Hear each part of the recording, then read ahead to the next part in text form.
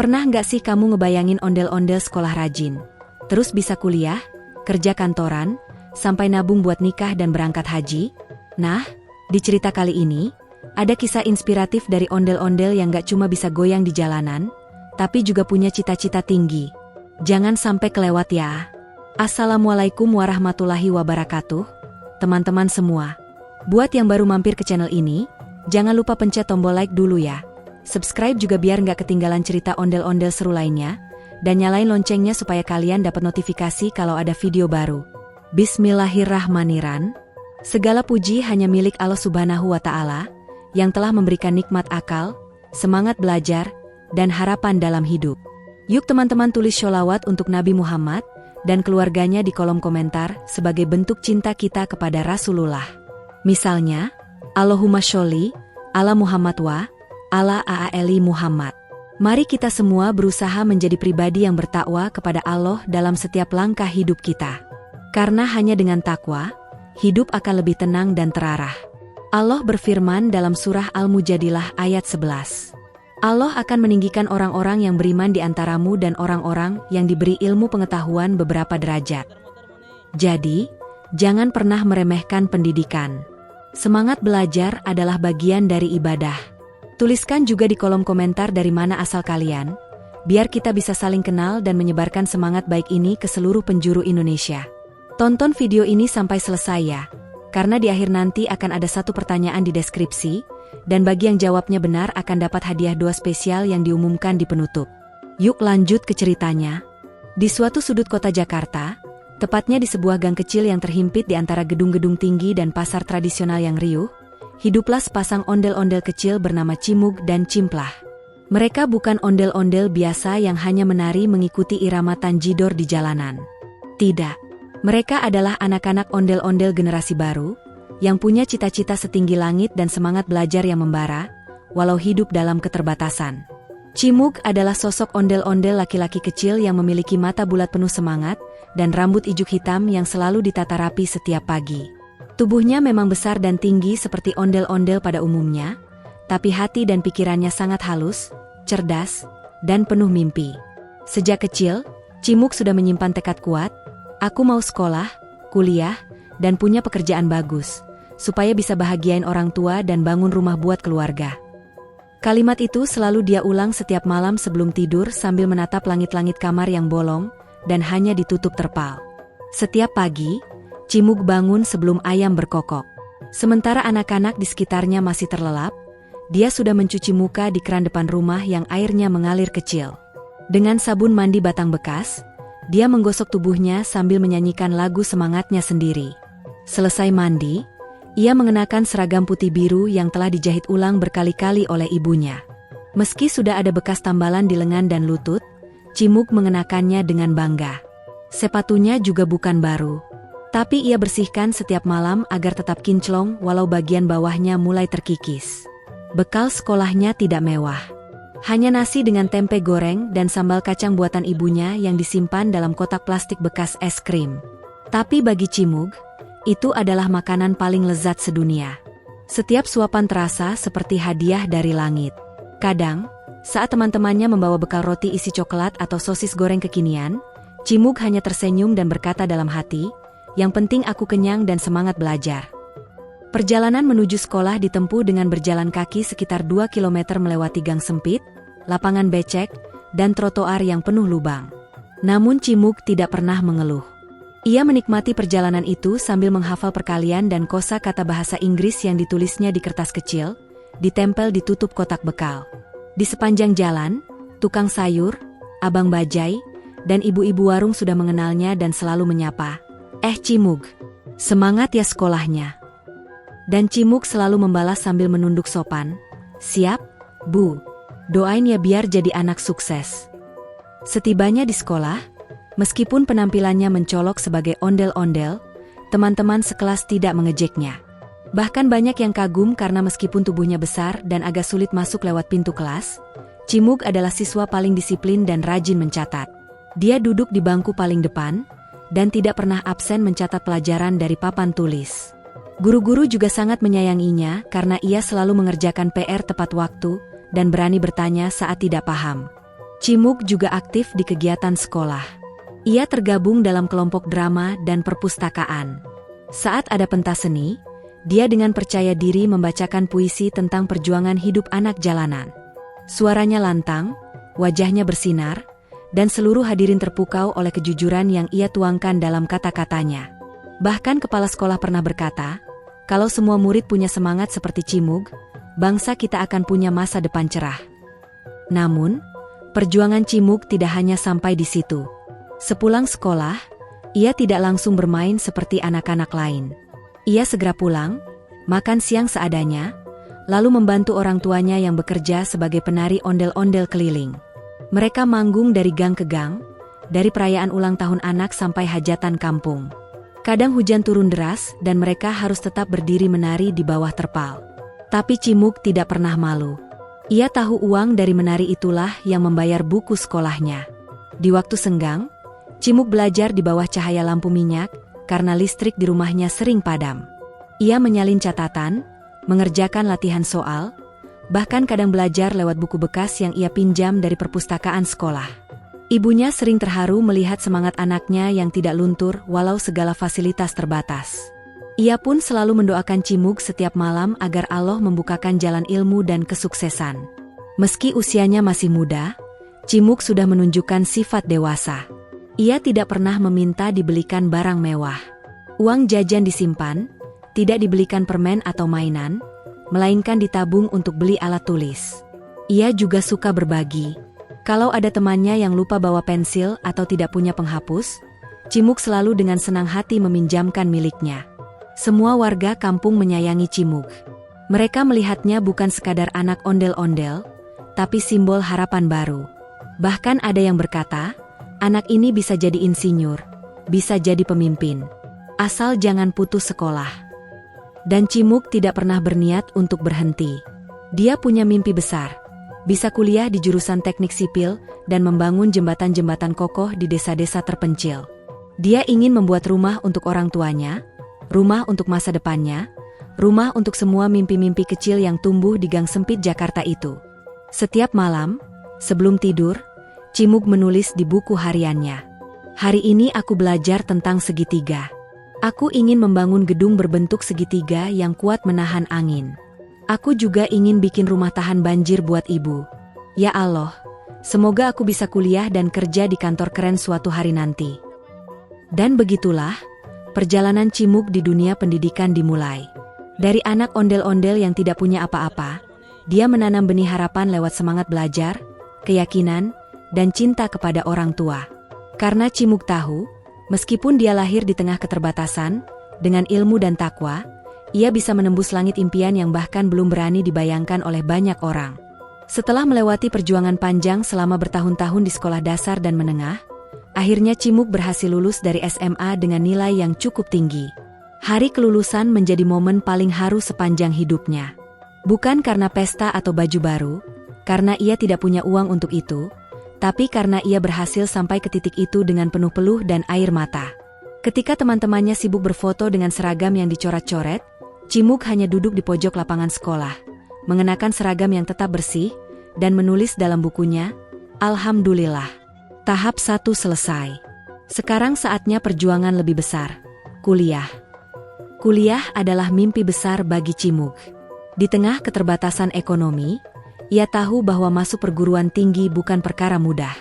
Tapi Cimug sudah mempersiapkan diri jauh-jauh hari. Ia rajin mengikuti bimbingan belajar gratis di masjid kampung setiap malam Jumat. Ia juga sering bertanya ke guru-guru sekolahnya tentang strategi lulus ujian masuk perguruan tinggi negeri. Ia bahkan mencari tahu sendiri lewat internet di warnet dekat gang rumahnya, hanya dengan uang 5.000 untuk 1 jam. Berkat semangatnya yang luar biasa, guru BK di sekolahnya membantu mendaftarkannya untuk ikut ujian seleksi nasional masuk perguruan tinggi negeri, SNMPTN. Dengan penuh keyakinan, Cimug memilih jurusan teknik sipil di Universitas Negeri Jakarta. Banyak yang bilang itu pilihan berat, saingannya banyak, dan anak-anak dari sekolah elit semua ikut. Tapi Cimug tak gentar. Ia tahu, jika Allah ridho, tak ada yang tak mungkin. Hari pengumuman tiba. Cimug mengakses situs pengumuman lewat handphone guru sekolahnya, karena di rumahnya tidak ada internet. Tangan Cimug gemetar, keringat dingin mengalir. Saat layar ponsel menunjukkan tulisan, "Selamat Anda diterima di Universitas Negeri Jakarta, program studi teknik sipil," seluruh tubuh Cimug langsung lemas. Ia terduduk. Matanya berkaca-kaca. Tidak percaya, ia baca ulang berkali-kali. Suara hatinya berteriak, "Ya Allah, Engkau benar-benar maha baik." Berita diterimanya Cimug di kampus negeri itu cepat menyebar ke seluruh kampung. Warga sekitar bersorak gembira, beberapa ibu-ibu sampai meneteskan air mata haru. Mereka tahu, anak ondel-ondel yang biasa mereka lihat menari sambil memikul boneka besar kini akan menempuh dunia yang lebih tinggi. Cimug keterima kuliah di kampus negeri, teknik sipil lagi. Begitu seruan yang terdengar di warung-warung dan musola. Namun kegembiraan itu hanya sesaat. Tantangan berikutnya muncul, uang kuliah dan biaya hidup selama di kampus. Keluarga Cimug jelas tidak mampu membayar biaya daftar ulang, apalagi ongkos harian ke kampus. Tapi disinilah keajaiban solidaritas warga kampung berbicara. Mereka mengadakan arisan gotong royong. Tiap rumah menyumbang semampunya. Ada yang kasih uang 5.000, 10.000, bahkan ibu warung yang hanya bisa menyumbang 1 bungkus nasi uduk, semua disatukan. Terkumpul cukup uang untuk Cimug daftar ulang dan beli perlengkapan kuliah. Cimug masuk kuliah dengan penuh semangat. Ia tak minder meski jaket alma maternya bukan keluaran terbaru, dan tasnya sudah sobek di ujungnya. Ia belajar keras di kelas, duduk paling depan seperti kebiasaannya sejak SD. Setiap dosen mengenalnya sebagai mahasiswa yang rajin bertanya, suka membantu teman, dan aktif berdiskusi. Walau teman-temannya datang dengan mobil atau motor, Cimug tetap berjalan kaki atau naik Transjakarta dengan senyum di wajah. Selama kuliah, Cimug juga mencari penghasilan tambahan. Ia bekerja sambilan sebagai penjaga parkir di kampus, kadang jadi pengantar makanan, bahkan ikut proyek kecil gambar bangunan untuk mahasiswa tingkat akhir yang membutuhkan jasa desain CID. Ia belajar cepat, menguasai software teknik, dan rajin mengerjakan tugas. Meskipun badannya besar dan geraknya lambat, pikirannya tajam dan responsif. Tak hanya fokus pada akademik, Cimug juga aktif di organisasi kampus. Ia masuk ke himpunan mahasiswa teknik sipil dan menjadi ketua divisi sosial. Salah satu programnya adalah membangun jembatan darurat dari bambu di desa terpencil di Bogor. Saat kegiatan itu berlangsung, Cimug turun langsung sebagai pekerja lapangan. Ia menggali tanah, mengangkat tiang, dan membuktikan bahwa ondel-ondel pun bisa menjadi tulang punggung pembangunan. Selama masa kuliah, Cimug juga tak lupa membantu adik-adik di kampung. Ia membuka kelas belajar gratis setiap minggu sore di musola. Anak-anak datang dengan semangat karena ingin seperti Kak Cimug. Ia mengajarkan matematika dasar, cara membuat presentasi, bahkan menanamkan semangat bahwa kuliah itu bukan hanya untuk orang kaya, tapi untuk siapapun yang mau belajar sungguh-sungguh. Ketika tiba masa akhir studi, Cimug mengerjakan skripsi dengan penuh kesungguhan. Judulnya adalah Desain Jembatan Gantung Ramah Lingkungan untuk Desa Terpencil. Ia memilih topik itu karena terinspirasi dari daerah-daerah yang sering ia lewati saat mengantar makanan. Ia sadar banyak tempat di Indonesia yang butuh jembatan sederhana namun kokoh. Dengan bimbingan dosen yang kagum akan keuletannya, Cimug berhasil menyelesaikan skripsi tepat waktu dan lulus dengan predikat cum laude. Hari wisuda pun tiba. Cimug berdiri gagah mengenakan toga biru tua dengan dasi merah. Di belakangnya, kedua orang tuanya menangis bahagia. Ibu Cimug mengenakan kebaya sederhana, sementara ayahnya memakai peci hitam dan jas pinjaman dari tetangga. Mereka naik bajai dari kampung menuju gedung wisuda. Saat nama Cimug dipanggil dan ia maju ke panggung, seluruh ruangan memberi tepuk tangan panjang. Bahkan rektor menyebut namanya secara khusus. Cimug adalah bukti bahwa semangat, ketekunan, dan iman bisa membawa siapa saja mencapai cita-citanya. Begitulah, perjuangan Cimug untuk kuliah telah membuahkan hasil. Dari anak ondel-ondel yang dulu hanya menari di jalanan, kini ia telah menjadi sarjana teknik sipil. Jalan masih panjang, tapi langkah awal ini telah membuktikan bahwa mimpi itu bukan sekadar angan, melainkan sesuatu yang bisa digenggam oleh siapapun, termasuk oleh ondel-ondel yang punya tekad baja dan hati selembut kapas. Setelah menyelesaikan kuliahnya dengan gelar sarjana teknik sipil, Cimug tidak membuang waktu. Ia segera mencari pekerjaan, menyusun CV sederhana di warnet dekat rumahnya, dan mengirimkannya ke berbagai perusahaan konstruksi, developer perumahan, hingga instansi pemerintah. Meski berasal dari latar belakang yang tak lazim, seorang ondel-ondel dari kampung Jakarta, Cimug percaya diri karena dia punya kemampuan nyata, bukan hanya teori. Tak butuh waktu lama, sebuah perusahaan konstruksi swasta nasional yang sedang mengerjakan proyek jalan tol baru tertarik dengan profil Cimug. Mereka tidak hanya tertarik dengan nilai akademisnya yang memukau, tapi juga aktivitas sosial dan kerja lapangan yang pernah ia lakukan selama kuliah. Dalam wawancara, pimpinan HRD berkata, "Kami butuh insinyur muda yang punya hati dan kaki di tanah. Bukan cuma duduk di belakang meja, tapi bisa membaur dengan masyarakat." Dan itu cocok sekali dengan karakter Cimug. Maka dimulailah babak baru dalam hidup Cimug. Ia resmi bekerja sebagai junior engineer di PT Sumberkarya Infrastruktur. Di hari pertamanya, Cimug datang dengan pakaian kemeja putih bersih dan celana bahan, serta sepatu pantofel pinjaman dari tetangganya. Ia berdiri kikuk di lobi kantor yang mewah, dikelilingi kaca tinggi dan lantai marmer mengkilap. Tapi saat melihat ID card bertuliskan namanya, Cimug Engineer, hatinya bergetar. Ia tersenyum dan membatin, ini bukan mimpi. Ini nyata. Pekerjaan Cimug sangat menantang. Ia ditempatkan di proyek pembangunan jembatan antar desa di daerah pegunungan Jawa Barat. Setiap pagi, ia harus naik ojek ke lokasi, mengenakan rompi oranye dan helm proyek, lalu mengawasi para tukang yang membangun tiang pancang dan pondasi. Ia tak segan-segan ikut turun ke lumpur, menggambar langsung di tanah, memeriksa kadar semen, dan memotivasi para pekerja yang kelelahan. Semua kagum pada sosok Cimug. Badannya besar seperti boneka ondel-ondel, tapi lincah, cerdas, dan sangat peduli pada detail. Dalam sebulan, Cimug mulai mendapatkan gaji pertamanya. Jumlahnya tidak fantastis, tapi bagi Cimug itu luar biasa. Ia mencium amplop gaji itu sambil mengucap alhamdulillah, lalu langsung membaginya. Sebagian besar ia serahkan pada orang tuanya, sebagian lagi ia sisihkan untuk ditabung, dan sisanya ia pakai untuk keperluan makan dan transportasi. Tidak ada yang ia hambur-hamburkan. Tidak ada gaya hidup mewah. Karena Cimug tahu, uang itu adalah amanah dan bekal untuk langkah selanjutnya. Setelah setahun bekerja, posisi Cimug naik menjadi supervisor lapangan. Ia mulai dipercaya menangani beberapa proyek sekaligus, bahkan diminta presentasi di hadapan direktur dan pemilik perusahaan. Untuk pertama kalinya, Cimug masuk ruang meeting ber-AC dengan layar proyektor besar dan meja kayu mengkilap. Di depan semua orang, ia menjelaskan tentang efisiensi struktur jembatan dengan bahasa yang lugas dan penuh keyakinan. Semua kagum. Banyak yang tak tahu bahwa orang hebat yang sedang bicara itu dulu hanyalah penari ondel-ondel di jalan. Salah satu kebiasaan unik Cimug di kantor adalah ia selalu menyisipkan unsur budaya Betawi dalam pekerjaannya. Jika sedang mempresentasikan proyek, ia suka memakai pantun pembuka. Jika ada rapat informal, ia kadang membawa makanan khas seperti dodol, bir pletok, dan kue rangi. Semua karyawan senang karena Cimug membuat suasana kerja lebih hangat dan akrab. Ia tak pernah meninggalkan akarnya, meski sekarang sudah bekerja di dunia profesional. Ketika ditanya oleh rekan kantornya, apa motivasi terbesar dalam hidupnya? Cimug menjawab, "Saya cuma ingin bahagiain orang tua. Saya pengen bangun rumah buat mereka.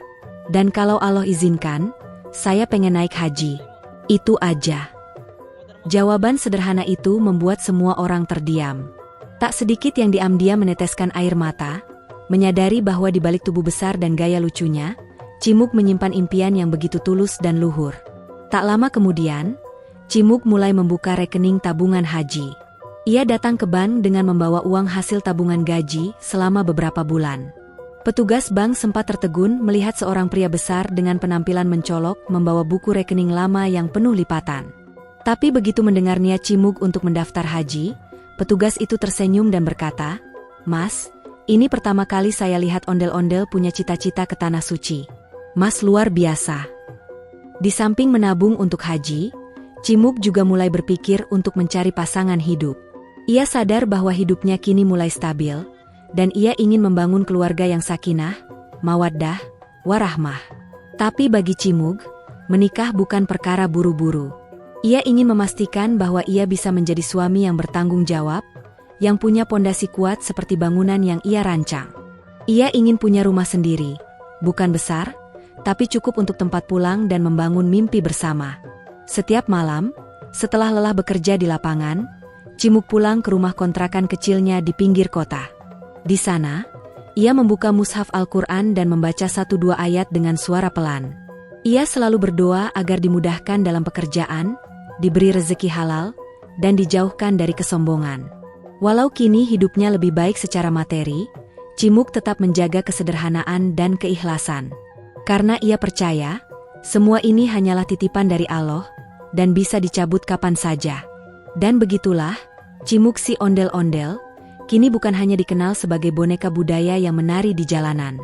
Ia telah menjelma menjadi sosok inspiratif yang membuktikan bahwa asal punya tekad, ilmu, dan iman, maka dari jalan sempit pun bisa menuju kantor besar. Ia buktikan bahwa kerja keras dan kejujuran akan membawa keberkahan.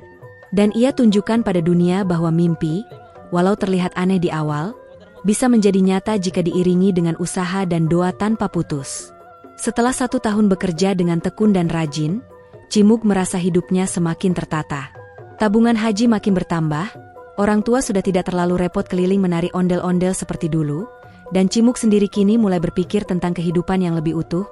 Mau sampai kapan hidup sendiri, gumamnya suatu malam. Ia pun memantapkan hati untuk mulai mencari pasangan yang bisa diajak membangun rumah tangga. Seseorang yang tidak hanya cantik, tapi juga memahami perjuangan dan mendukung cita-cita ke depan. Dan di saat yang tak disangka-sangka, perasaan yang lama tersimpan perlahan menguat.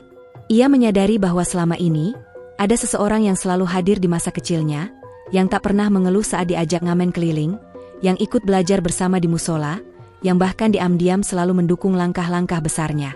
Dialah Cimplah, ondel-ondel perempuan yang sejak kecil sudah seperti bayangan setia Cimug. Cimplah adalah anak dari pasangan ondel-ondel juga, dan meski kehidupan mereka sederhana, Cimplah punya hati yang lembut, tutur kata yang santun, dan semangat hidup yang luar biasa. Cimplah tidak kuliah seperti Cimug, tapi ia bekerja sebagai penjahit rumahan. Ia menerima pesanan jahit baju Betawi dan kebaya untuk anak-anak sanggar di kampung. Meski tinggal di rumah kontrakan yang sama sempitnya, Cimplah selalu menjaga kerapian dan kebersihan. Ia punya prinsip hidup yang hampir sama dengan Cimug. Hidup bukan untuk gaya, tapi untuk berguna. Maka ketika Cimug menyatakan niat untuk melamar Cimplah, gadis itu tak menangis, tak melonjak bahagia, ia hanya tersenyum tenang dan berkata, "Kalau ini yang Allah ridho, insya Allah aku siap." Lamaran dilakukan secara sederhana. Cimug datang bersama kedua orang tuanya, membawa tumpeng kecil, sepasang kebaya, dan 1 set alat sholat. Semua dilangsungkan di ruang tamu rumah Cimplah yang kecil, dengan sajadah digelar sebagai alas duduk, dan bunga melati menghiasi toples kaca berisi kue semprong. Para tetua kampung hadir menyaksikan, dan semua warga mendoakan, karena mereka tahu, pernikahan ini bukan pernikahan biasa. Ini adalah penyatuan 2 jiwa yang tumbuh dari akar budaya Betawi, penuh perjuangan, dan berlandaskan cinta yang benar-benar dalam. Pernikahan mereka dilangsungkan sebulan kemudian, di halaman RW yang dihias dengan kain merah putih dan bendera kecil-kecil. Tidak ada gedung megah, tidak ada catering mewah, tapi suasananya hangat dan penuh tawa. Cimplah mengenakan kebaya putih sederhana, dan Cimug memakai baju pangsi hitam dengan selempang songket merah. Ada atraksi palang pintu khas Betawi yang dibawakan oleh pemuda kampung, dengan pantun-pantun lucu yang membuat semua tertawa. Saat Cimug dan Cimplah duduk bersanding di pelaminan bambu yang dihias bunga Kamboja, anak-anak berteriak riang, "Hidup pengantin ondel-ondel." Setelah menikah, Cimug dan Cimplah memutuskan untuk tinggal terpisah dari orang tua. Bukan karena tak sayang, tapi karena ingin belajar mandiri. Mereka menyewa kontrakan kecil di ujung kampung, yang terdiri dari 1 kamar, 1 ruang tamu, dan dapur mungil. Setiap hari, mereka saling membantu. Pagi hari Cimug berangkat kerja, dan Cimplah menjahit sambil sesekali membuat camilan untuk dijual ke tetangga. Setiap malam, mereka makan malam berdua sambil mendengarkan lagu keroncong atau nonton siaran wayang Betawi lewat YouTube di HP. Tak lama setelah menikah, Cimug mulai berpikir serius tentang rumah impian. "Cimplah, aku pengen kita punya rumah sendiri, meskipun kecil. Tapi itu rumah milik kita. Tempat kita bisa bangun mimpi bersama, tanpa bayar kontrakan tiap bulan. ujarnya suatu malam. Cimplah mengangguk pelan. Ia pun mulai ikut menabung, menyisihkan hasil menjahit sedikit demi sedikit. Dan dengan tekad yang kuat, selama 2 tahun mereka menabung bersama. Berkat disiplin dan keberkahan dari Allah, pada tahun ketiga pernikahan mereka, Cimug berhasil membeli sebidang tanah kecil di pinggiran kota. Tanah itu tak luas, hanya cukup untuk sebuah rumah tipe 36. Tapi Cimug merancangnya sendiri. Ia menggambar denah rumah dengan hati-hati, memperhitungkan posisi jendela agar angin bisa masuk dengan baik, merancang saluran air supaya tak banjir saat musim hujan, dan mendesain taman kecil di depan agar ada ruang untuk menanam daun pandan dan bunga kenanga, simbol kesegaran dan ketenangan. Proses pembangunan rumah itu tidak instan. Karena uang terbatas, mereka membangun sedikit demi sedikit. Mulai dari pondasi, lalu dinding, kemudian atap. Cimug memanfaatkan waktu akhir pekan untuk turun langsung membantu tukang. Kadang ia sendiri yang mengangkat semen, mencampur pasir, atau memaku kusen. Cimplah juga tidak tinggal diam.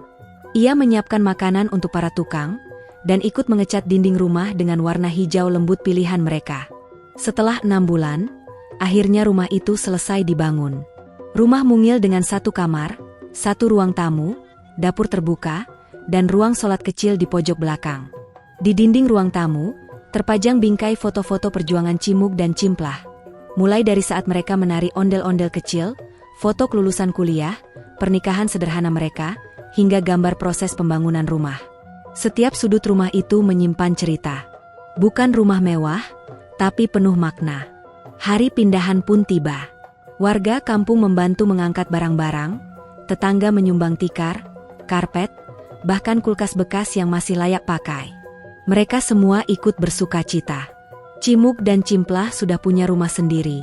Warga panutan kita, seru ketua RT sambil menyuapkan potongan tumpeng ke mulut Cimug. Malam pertama mereka di rumah baru diisi dengan doa bersama, dan makan nasi liwet lesehan. Tak ada AC, tak ada sofa empuk. Tapi peluk cinta dan rasa syukur memenuhi udara malam itu. Cimug tahu, rumah itu bukan akhir, tapi awal dari perjuangan baru. Ia ingin membesarkan anak-anaknya kelak di sana, mendidik mereka dengan nilai kerja keras dan kejujuran. Ia ingin menjadikan rumah itu tempat belajar bagi anak-anak ondel-ondel di kampungnya, agar mereka tahu bahwa mereka juga bisa punya masa depan cerah. Rumah itu ia beri nama, Padepokan Harapan. Bukan sekadar nama, tapi simbol dari semua mimpi kecil yang berhasil ia raih dengan keringat dan doa. Waktu terus berlalu. Hari-hari Cimug dan Cimplah di rumah kecil mereka berjalan dengan penuh rasa syukur. Di sela-sela kesibukannya bekerja sebagai engineer proyek infrastruktur, Cimug juga menyempatkan waktu untuk berbagi ilmu kepada anak-anak kampung.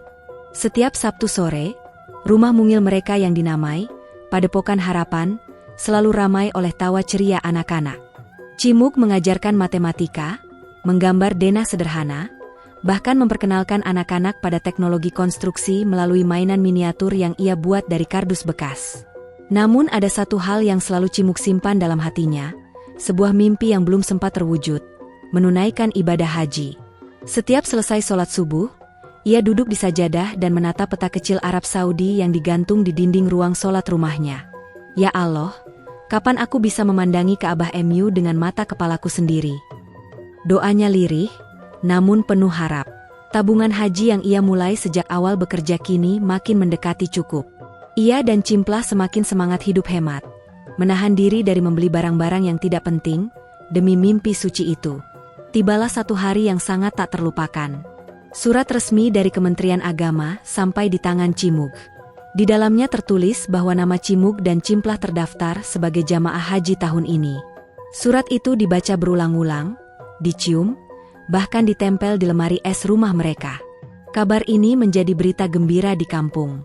Para tetangga menggelar syukuran sederhana. Anak-anak yang diajar Cimug membuat kartu ucapan dengan gambar Ka'bah dari kertas origami. Semua bersukacita karena sosok yang mereka kagumi akhirnya akan menjejakkan kaki di tanah suci. Persiapan haji pun dimulai. Cimug dan Cimplah mengikuti manasik haji di kantor KUA. Mereka mempelajari rukun dan wajib haji, mulai dari tawaf, sa'i, hingga wukuf di Arafah. Cimug, dengan semangat belajarnya yang tak pernah padam, mencatat semua hal penting di buku catatan khusus. Bahkan ia mengajarkan kembali kepada lansia-lansia di kelompoknya yang kesulitan menghafal doa-doa. Ia tak segan membantu membawa barang-barang mereka, menunjukkan arah, dan menerangkan proses ibadah dengan bahasa yang sederhana. Kalau Kak Cimug ikut, tenang deh, pasti dibimbing sampai paham. Begitu kata para ibu-ibu dalam grup manasik mereka. Tiba saat keberangkatan. Di Bandara Soekarno-Hatta, Cimug mengenakan pakaian ihram untuk pertama kalinya. Wajahnya tampak lebih bersinar dari biasanya, dan senyumnya tidak henti-henti menghiasi wajah besarnya. Begitu menjejakkan kaki di tanah Arab, Cimug menunduk penuh haru. Ia tak bisa menahan air mata ketika pertama kali melihat Ka'bah di depan matanya. Ia berdoa panjang, suaranya tercekat, tubuhnya bergetar. Ya Allah, ini beneran. Aku di sini, ya Allah, bisiknya lirih sambil bersujud. Selama haji, Cimug dan Cimplah menjalani setiap rukun ibadah dengan penuh kehusyukan. Mereka tidak sekadar menjalankan ritual, tapi benar-benar menyelami maknanya. Di Mina, mereka merenungi perjalanan hidup yang penuh liku. Di Arafah, mereka berdoa agar bisa menjadi orang tua yang baik, dan memohon agar anak-anak ondel-ondel di kampung mereka kelak bisa punya masa depan yang lebih baik. Cimug juga membawa daftar nama-nama anak-anak yang pernah belajar di rumahnya, lalu satu persatu disebutkan dalam doanya di multazam. Sepulang haji, Cimug dan Cimplah disambut meriah oleh warga kampung. Ada arak-arakan sederhana dengan rebana dan tanjidor, serta ucapan selamat dari semua tetangga.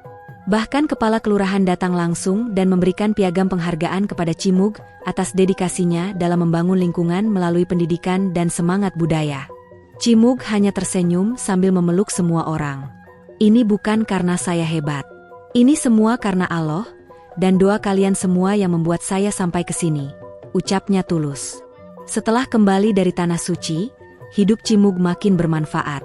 Ia mendirikan rumah belajar Betawi, sebuah tempat belajar gratis untuk anak-anak dari keluarga ondel-ondel, pengamen, dan pedagang kecil. Rumah belajar itu dilengkapi buku-buku, komputer bekas, dan ruang terbuka untuk diskusi. Cimug juga mengundang teman-temannya sesama alumni kampus untuk ikut mengajar. Kini, rumah kecil yang dulu hanya berisi 2 orang pejuang, telah berkembang menjadi tempat bercahaya bagi banyak anak-anak miskin yang ingin menuntut ilmu. Saat malam-malam tenang, Cimug suka duduk di beranda rumah bersama Cimplah, menyeruput teh panas, dan berbincang tentang masa depan. Mereka tidak ingin hidup mewah. Mereka hanya ingin bermanfaat. Kalau kita bisa bantu satu anak saja biar bisa kuliah, itu udah cukup bahagiain hati, kata Cimplah sambil tersenyum. Dan Cimug mengangguk setuju. Ia tahu, hidup bukan soal apa yang kita miliki, tapi seberapa besar kita memberi arti bagi orang lain. Dan di sanalah, di ujung kampung kecil di Jakarta, di balik deretan rumah sempit, di tengah hiruk-pikuk kota metropolitan, hiduplah pasangan ondel-ondel yang telah membuktikan bahwa siapapun, dari latar belakang manapun, bisa sukses dan bermanfaat. Asalkan punya mimpi, kerja keras, dan keimanan yang kokoh. Alhamdulillah teman-teman, cerita kita tentang Cimug dan Cimplah sudah selesai. Semoga kalian semua selalu diberi semangat seperti Cimug, dan kelembutan hati seperti Cimplah.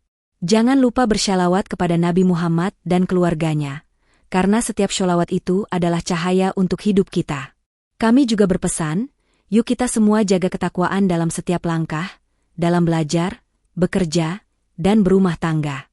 Kami doakan semua penonton yang menyimak video ini diberikan rezeki yang luas dan berkah.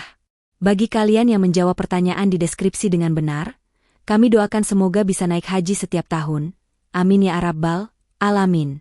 Dan bagi yang jawabannya mungkin belum tepat, tetap kami doakan semoga kalian selalu sehat, bahagia, dan diberi jalan kemudahan dalam hidupnya. Jangan lupa tulis di kolom komentar, judul kisah ondel-ondel apalagi yang kalian ingin kami ceritakan. Bisa tentang sekolah, budaya, pekerjaan, atau cita-cita lainnya. Sampai jumpa di video selanjutnya. Wassalamualaikum warahmatullahi wabarakatuh.